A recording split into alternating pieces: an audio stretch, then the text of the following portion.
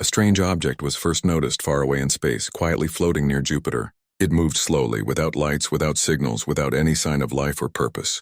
Many satellites and telescopes were tracking the skies every day. So when this object appeared, scientists were surprised. It was not on any map. It was not built by any known space agency. It did not match any rock or asteroid shape. It was smooth, metallic, and completely silent. That was the beginning of the mystery. The object was not too large. It was roughly the size of a public bus, but its shape was unusual. It looked like a long oval with perfect symmetry, as if someone had polished every inch with great care. There were no bolts, no seams, no windows, and no visible thrusters. It looked like one solid piece of metal. When sunlight fell on it, the surface reflected faint colors, almost like oil floating on water. The scientists observing it didn't know what to make of it. Dr. Lena Harrow was the first to take a serious interest in the object. She was a respected astrophysicist, known for her ability to notice patterns other people missed. She had a calm, patient mind, and she never jumped to conclusions. When others said, maybe it's just a lost satellite, she studied the scans more closely. She noticed something strange. The metal structure was arranged in patterns that were too perfect. The lines and curves were spaced with mathematical beauty, almost like the object had been grown instead of built. This small detail changed everything. Satellites do not grow. Soon, more experts joined in, and a decision was made to bring the object to Earth. It was not easy. They had to attach engines and stabilizers to slowly pull it out of orbit without damaging the surface. The whole process took weeks. Newspapers and news channels knew something unusual was happening, but the government did not release the full details. They simply said it was a high-importance space retrieval operation. Many people ignored the news, but scientists around the world were buzzing with theories. When the object finally reached Earth, it was taken to a hidden research facility deep inside a desert region. The location was quiet, controlled, and far away from curious eyes. Only selected scientists, engineers, and military personnel were allowed inside. The base had thick concrete walls, long hallways, and bright fluorescent lights that hummed softly. The atmosphere inside the lab felt serious, heavy with expectation. Everyone knew they were looking at something that could change history. The first scans revealed something shocking. The metal of the object was unknown. It did not match any metal found on Earth, nor any known alloy created in human factories. It was strong, yet incredibly light. When they tested a small sample under extreme heat, it did not melt. When they tested it with powerful lasers, the laser beams bent away instead of burning into the surface. It was as if the object did not want to be harmed. Some scientists started whispering what others were afraid to say. Maybe it came from somewhere far beyond Earth. But Dr. Lena Harrow did not allow guesses. She insisted on slow, careful study. She believed that understanding came from patterns, not panic. She looked at every curve, every angle, every texture. She made endless notes and diagrams. She studied the way light reflected off the surface. She observed how different wavelengths of energy interacted with the material. And then she noticed something important. The patterns in the metal surface seemed too perfect. They formed shapes that repeated in harmony similar to music. These patterns did not appear random. They were designed. They were intentional. They followed mathematical ratios that were common in nature, like the curves of seashells or the spirals of galaxies. But the precision was far beyond any natural formation. It was as if the object had been shaped by a civilization that understood the universe at a deeper level than humans. This realization made her pause. She closed her notebook and stared at the object for a long moment. She did not feel fear. She felt wonder. Meanwhile, the atmosphere in the research facility became more intense. Guards stood outside the lab. Only authorized personnel entered. Every discovery was logged and kept secret. Some scientists were excited, some nervous, and some deeply afraid of what this meant. If this was alien technology, then humanity was not alone in the universe and not the most advanced. Inside the object, they expected to find wires, circuits, engines, or machinery. But when they opened a panel in the hull, they found almost nothing. The interior was smooth and empty like a hollow chamber. No seats, no controls, no screens, just silence. The only thing inside was a crystal-like structure suspended in a magnetic field, floating softly above a circular base. The crystal was clear, but when light hit it, colors danced inside like small rainbows trapped beneath the surface. The scientists did not know what it was. It did not react to heat, cold, pressure, or electricity. They were looking at something that did not follow human engineering. It didn't look like a machine. It looked like art, but it pulsed faintly as if it were alive. A heartbeat of energy moved through it, slow and steady. Many scientists believed the crystal was simply decoration. Others believed it was a power source. But Dr. Harrow noticed something subtle. The pulse inside the crystal responded slightly when sound vibrations changed. It was small, almost invisible, but she saw it. No one believed her at first. They thought she was imagining it. But she did not argue. She quietly gathered more data. Outside the lab, rumors began to spread. People in the facility whispered in hallways that this object could be alien, that it might change everything about science. Some were excited, imagining new technology that could advance humanity by centuries. Others felt fear. Fear of what humanity might wake up by studying something it did not understand. Meanwhile, the world outside carried on. People went to work. Children went to school. Cars moved along highways. Nobody knew that deep in a desert facility, something impossible was sitting on a steel platform, humming softly, like a sleeping giant.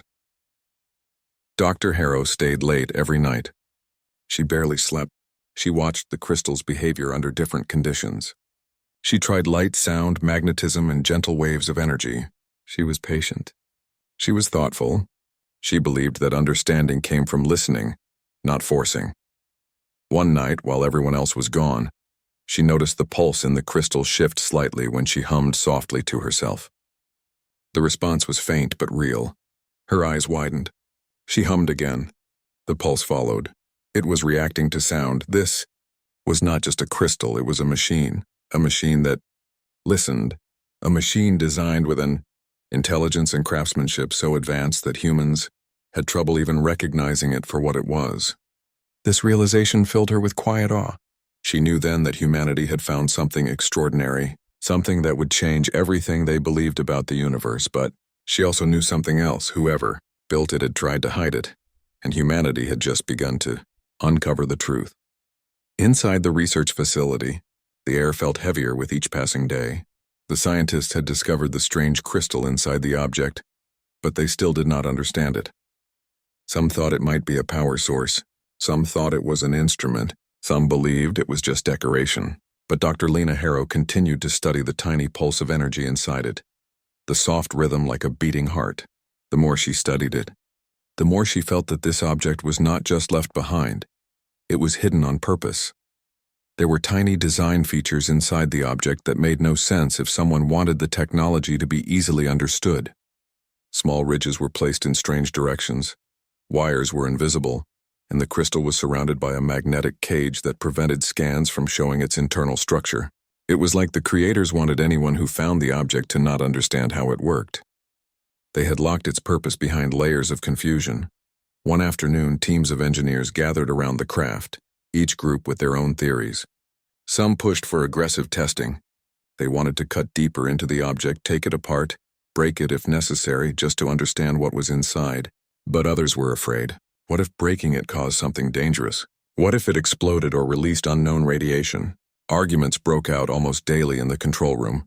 The military wanted answers quickly. They feared that if this technology was alien, it could be a threat.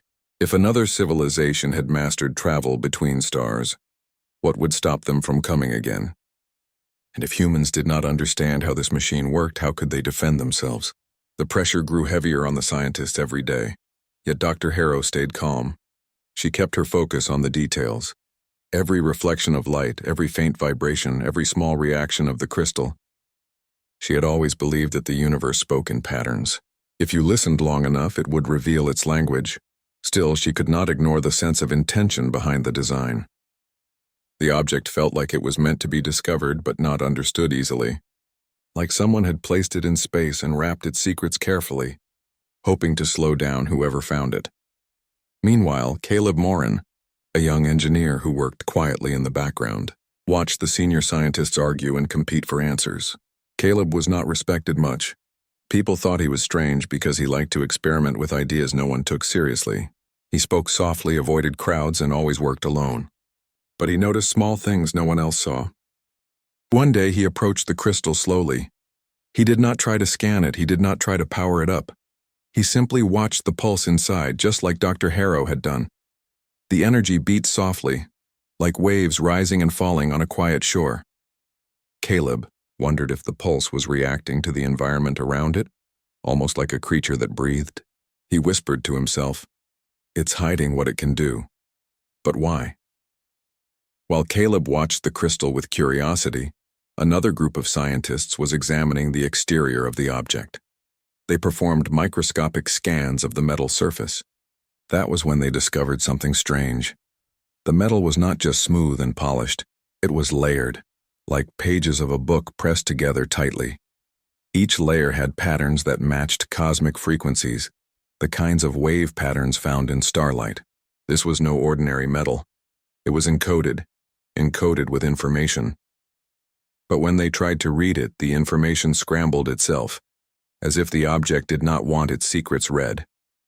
One scientist became frustrated and shouted, "It's like the technology is fighting us." And in a way it was. The engineers tried to run electricity through the crystal to see if it responded like a power source. But the crystal did not react. They tried heat, no change. They tried pressure, nothing. Any normal machine should have reacted. But this machine refused to respond unless the right approach was used. The alien builders had designed the warp drive to hide itself. They did not want just any civilization to understand it. The parts were smooth and seamless, so no one would know where to begin. The power source was disguised as a piece of art. The engine did not look like an engine, and the entire design gave the appearance of something decorative, not mechanical. If the craft had crashed on a primitive world, those people might see the floating crystal and beautiful metal and think it was a holy object. Maybe that was the point. Hide the technology behind beauty and simplicity so it looked harmless. But humans were stubborn, curious, and unwilling to let go of mysteries. Dr. Harrow knew the object was hiding something, but she still did not know what. She walked back and forth in the silent lab, thinking deeply. She thought about how humans hid important things. Humans hid money in locked safes. They hid government secrets behind encrypted files. They hid personal memories behind silence. But this object did not hide with locks or passwords. It hid with design. If something looked harmless, people would ignore it. If something looked simple, people would assume it had no complexity. Maybe the alien civilization believed that only a species with patience and intelligence would see the hidden truth. Maybe that was the test. Late one night, Dr. Harrow sat alone in the observation room.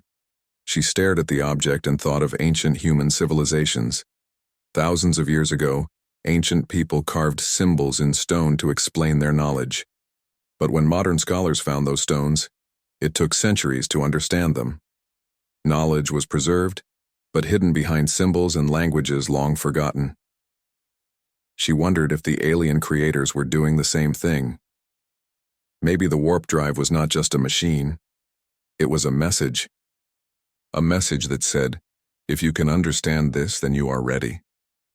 The more she thought about it, the clearer it became. The object was not just hidden. It was protected. Protected from those who were not yet capable of respecting the power it contained. But there was a question that slowly grew in her mind. A question that echoed like thunder. If the creators did not want others to understand the warp drive, then why did they leave it where humans could find it? Was it an accident? Or was it intentional? And if it was intentional, then were the creators watching? This thought filled the facility with a quiet tension. Some scientists felt excitement. Others felt fear. The object was not just a discovery, it was a doorway. A doorway that led to something greater, something larger than human understanding. But the door was locked, and no one knew how to open it. Not yet, but soon. Very soon. Human curiosity was about to find the key, even though the creators had tried to hide it. And once that key was turned, everything would change. The research facility had become a place where silence felt loud. Every hallway, every lab table, every glass observation window carried the weight of expectation. People were no longer just curious. They were desperate. They wanted answers. They wanted to understand the strange crystal inside the alien craft. But no matter how many tests they tried, the machine refused to reveal its secrets. The arguments among the scientific teams grew worse. Some believed they had to force the machine open. Others believed they needed to be patient. The military officers watched everything with stern faces. They did not speak much, but their presence reminded everyone that time was running out. If this really was advanced alien technology, they needed to understand it before someone else did, before it became a threat. And in the middle of all this, Caleb Moran quietly worked alone. Caleb was not famous. He had no awards or big titles. He was simply a young engineer who had always seen the world differently. While others studied rules, he studied possibilities. He was not loud, and he never argued. He liked to listen more than talk. Most people ignored him, thinking he was just another technician. But Caleb had something that others didn't. He had curiosity without ego. Where others tried to control the machine, Caleb simply wanted to understand it. One evening, the lab was quieter than usual. The senior scientists had left for the night. The military officers had gone to hold strategy meetings. Only a few night shift workers walked through the halls. Caleb stood alone in the testing chamber, surrounded by the faint humming of environmental machines and the soft white glow of overhead lights. He approached the crystal slowly. It floated inside its magnetic cage, still pulsing with that gentle rhythm, rising and falling like a slow breath.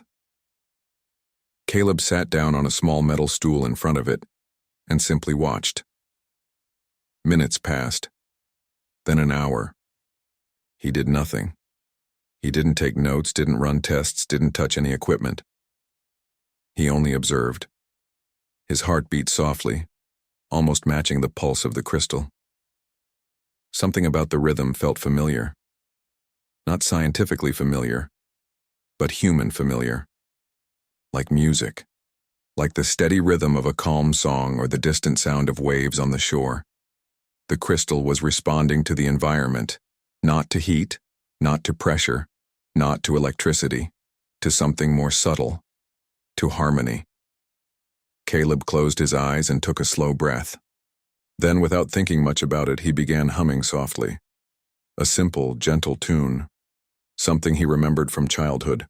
A lullaby his mother used to sing to him. The air in the room felt still. The crystal pulse flickered. He opened his eyes. The pulse quickened, just slightly, but enough to notice. Caleb leaned forward. He hummed again, higher this time. The pulse shifted again. The crystal was responding to sound frequencies, not just reacting. It was listening. Caleb felt excitement, but he didn't shout. He didn't panic. He continued. He changed the note slowly, listening to how the pulse followed. Some notes made the pulse weaker. Some made it stronger. He searched gently, carefully, until he found one particular tone that made the crystal glow brighter, like the energy inside was awakening. Then it happened. The magnetic field that held the crystal began to vibrate. The air shimmered faintly. Caleb stopped humming, but the vibration continued. A tiny ripple passed through the space between him and the crystal. The room seemed to bend, not dramatically but enough to feel wrong, like the distance between objects had become slightly shorter. Caleb blinked. He reached out slowly and picked up a wrench from the table.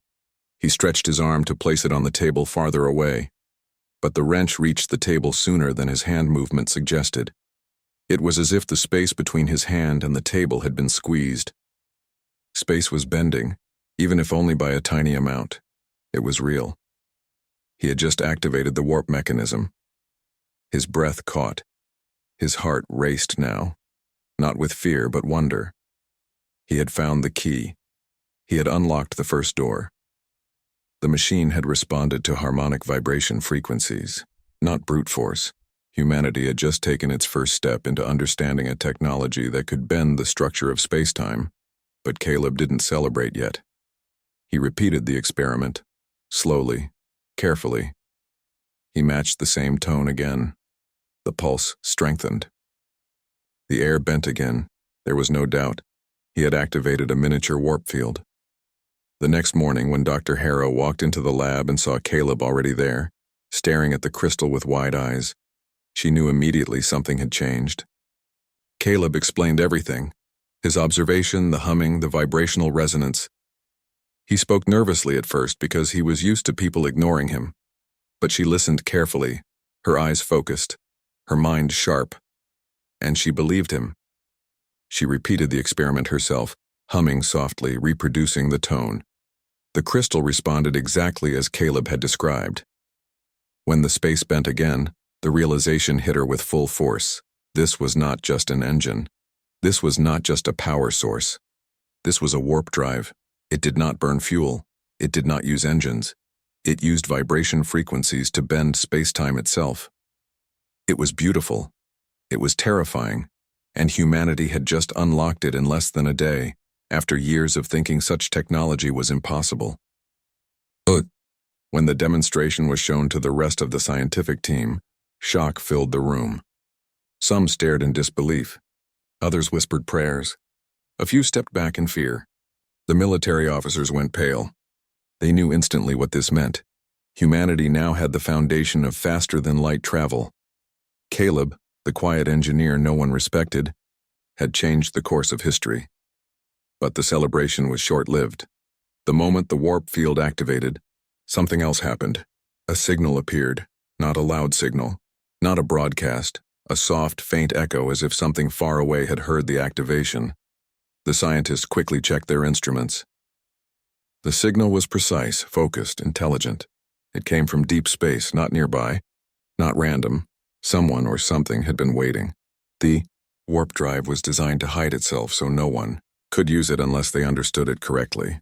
Humans had understood it. The creators now knew. Dr. Harrow felt a chill run through her. The room seemed to stop breathing. People looked at each other with wide, fearful eyes. Their discovery was not just scientific. It was a message, a signal, a whisper across the stars. It said one thing: they are ready now. Caleb swallowed hard. The realization struck him too. He had not just solved a puzzle. He had called someone, or something that built the warp drive, something watching, something that might be coming. And the world outside was still unaware. People were going to work. Kids were going to school. Life was moving normally. But inside the research facility, everything had changed. The universe had just opened a door, and humanity had stepped through it. The news of the breakthrough did not stay quiet for long. Even though the research facility was hidden and guarded, information is like water. It finds a way to flow. A few whispers made their way outside, first through private messages, then through rumors, then through discussions in scientific communities. Before the government could control it, the story leaked to the world. People woke up to headlines that felt unbelievable. A space object may be alien. Scientists discover unknown technology. Possible faster-than-light engine found. At first, many thought it was a joke. Some believed it was a movie promotion. Some said it was a conspiracy. But soon officials and experts began to confirm pieces of the news. The world's attention locked onto the discovery like a magnet. In every country, conversations changed overnight. People stopped talking about normal daily things. Everyone wanted to know if humanity was truly alone or not. Television channels talked about it endlessly. Scientists debated on live broadcasts. Some showed excitement, saying this could bring a new age of exploration. Others warned of danger, saying humans might be opening a door they cannot close. Inside the research facility, the atmosphere turned more intense and chaotic. Government officials from different nations began contacting the project leaders. They demanded access, information, and control. Every major country wanted the technology. They wanted to be first. They wanted power. Meetings were held in large conference rooms. Leaders argued loudly. They did not talk about exploration. They talked about ownership, borders, and weapons.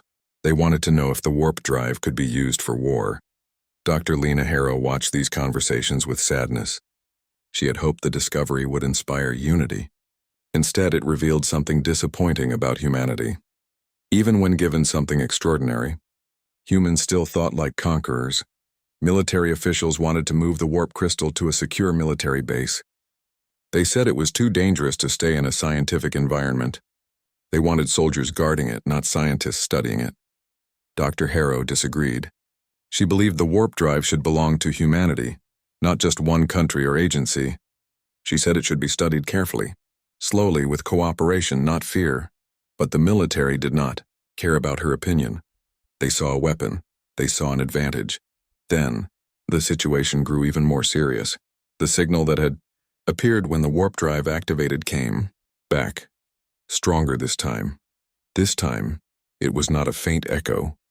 It was clear, focused, intentional. Someone was responding. No one knew what the signal meant. It was not in any known language. It wasn't radio communication. It was a pattern, a structured wave of information traveling across space. The message repeated itself again and again. Some scientists believed it was a greeting. Some believed it was a warning. Some believed it was a coordinate. But everyone knew one thing. The creators of the warp drive were aware of humanity now. And maybe they were coming. This caused panic across the world. Some people celebrated, believing humanity was about to meet peaceful, wise beings who could teach them. Others feared invasion, imagining giant ships descending from the sky. Governments prepared defense strategies. Satellites and telescopes focused on deep space. The world held its breath. Meanwhile, in the facility, Caleb Morin felt the weight of everything. He never wanted to be famous. He never wanted to be at the center of history. He simply wanted to understand the machine. Now people pointed cameras at him, shouted questions at him, asked him to explain something he barely understood himself. He felt crushed under the attention. Dr. Harrow tried to protect him, reminding everyone that Caleb only discovered a key. But the object itself was far beyond human creation. But the world does not always listen to reason. Caleb stayed mostly quiet, sitting in labs late at night, thinking about the moment he hummed to the crystal. He wondered if he had done something wrong, if maybe understanding the warp drive was something humanity was not ready for. Outside, protests erupted. Some people demanded full disclosure. Others demanded the government destroy the warp drive before something terrifying arrived. Religious groups said the discovery would change spiritual belief forever. Some called it a miracle. Others called it a sign of the end of times. The world was no longer calm. Inside the facility, the scientists studied the signal deeper. Using complex mathematical translation programs, they finally identified something shocking. The signal was not random, not a warning, not a threat. It was a question, one simple, powerful question. Are you ready? This message made the room fall silent. The scientists stared at each other, their faces pale. Ready for what? Ready for contact? Ready for knowledge? Ready for responsibility? Or ready to face consequences? No one knew, but the message repeated again. Are you ready? Meanwhile, far above Earth, beyond the reach of cameras and satellites, something moved. A small cluster of lights flickered in the darkness of space. They were not stars. They were not planets. They were moving, slowly, steadily, toward Earth. The creators were coming. Some scientists felt excitement. Hearts raced with anticipation. This was the moment humanity had dreamed of for centuries, the moment of contact. But others felt fear. Deep ancient fear buried inside every living being. Fear of the unknown, fear of something far more advanced, something that had crossed the stars. In the final meeting held inside the facility, representatives from governments, military, and science gathered around a long table. Everyone argued. Some said humanity must welcome the visitors. Some said humanity must hide the warp drive. Some said humanity must prepare weapons. Some said humanity must send a message back. We are not ready. Dr. Harrow stood slowly. Her voice was calm, steady. We did not find this warp drive by accident. It was meant to be found. It was hidden, yes, but not impossible to understand. We solved the puzzle because humanity has reached a new step. We are curious. We are intelligent. We are growing. But we must choose what kind of species we will be. If we respond with fear and violence, we will prove ourselves small. If we respond with openness, we take our place in the universe. The room fell silent. Caleb looked at the crystal once more. The soft pulse inside glowed steadily. It did not look threatening. It looked alive, patient, waiting. He took a deep breath and spoke for the first time in the meeting. We should answer. Everyone turned to him. He continued softly. Not with fear. Not with pride, just with honesty. Dr. Harrow nodded. So humanity prepared a message to send back. But the question still hung in the air like a shadow. Were they truly ready? Outside the walls of the facility, the stars continued to shine. Far in the darkness, something moved closer. The world was no longer the same. The universe was watching. The world waited in a strange silence, like the moment before a storm. People did not know whether to be excited, afraid, or hopeful. The news continued to spread, and day by day everyone's eyes slowly turned toward the sky. Even people who never cared about space before now found themselves staring upward at night, wondering if something would appear, wondering if another intelligence was already watching. Inside the research facility, the warp crystal continued to pulse softly with its calm rhythm. The scientists had stopped trying to force it open. They no longer cut, drilled, or tested it aggressively. The crystal was no longer just a machine to them. It had become a message, a sign, and a responsibility. They realized now that their discovery had meaning beyond technology. It questioned humanity's identity itself. Dr. Lena Harrow spent long nights standing alone in the lab, staring at the soft glow inside the crystal. She thought about everything that had happened, the discovery, the breakthrough, the signal. She remembered how people around the world reacted with fear, excitement, and confusion. She thought about how humanity had always told stories of visitors from the stars, of angels, demons, gods, and travelers. Maybe those stories were not fantasies. Maybe they were old memories. Or maybe they were wishes. She asked herself again and again, what does it mean to be ready? Ready for knowledge? Ready for contact? Or ready to accept that humanity is not the center of the universe? Meanwhile, Caleb Morin sat quietly on the floor of the observation room, his back against the cold wall. He listened to the hum of machines and the faint vibration in the crystal. He remembered how he had found the key, not through force, not through control, but through patience and harmony. He realized something that frightened him and inspired him at the same time. The warp drive did not just require intelligence. It required calmness. It required emotion. It responded to care. It was almost as if the creators wanted to know not just what kind of minds humans had, but what kind of hearts. Outside the facility, the world continued to argue. Some countries wanted to welcome the unknown creators. Others wanted to hide, to build defenses, to prepare for war. Some believed humanity should send a message saying, "We are ready." Others believed they should say, "Please do not come." But the creators did not wait for a message, because they had already sent one more signal. This time it was not a question. It was an answer. It said, "We are near." This message caused a deep silence around the world. A silence that felt like a long, slow breath. No one knew whether to feel joy or terror. The facility received new orders from the highest levels of global leadership. They were to prepare a response, a message, a final decision. Everyone gathered again in the large conference hall. Scientists, generals, politicians, diplomats, philosophers, and engineers. The tension in the room felt heavy, like a mountain pressing down on every heart. A general stood up first and spoke with a firm voice. He said humanity must protect itself, that no one knew if the visitors were friendly or dangerous. He said a show of strength might prevent an attack. A scientist responded that trying to show strength against a civilization that could cross stars was pointless. If they wanted to destroy Earth, they already could. A religious leader said this was a test of faith. A philosopher said it was a test of wisdom. Everyone spoke. Arguments rose like waves crashing against each other. But then Dr. Harrow stood, and the room fell quiet. Not because she demanded silence, but because she carried the weight of truth in her eyes. She spoke softly, but every word felt like it settled deep in the hearts of those listening. We are at the edge of something bigger than us. Bigger than our fears. Bigger than our disagreements. If we respond with fear, we will show that we have learned nothing from our past. If we respond with aggression, we will show that we are still children who believe power is strength. But the warp crystal, it did not respond to force. It responded to harmony. That means something. It means the creators value peace. They value growth. They value patience. This is not just technology. It is a lesson. The room did not react instantly.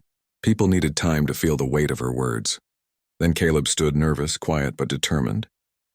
His voice was shaky at first, but he spoke from the heart.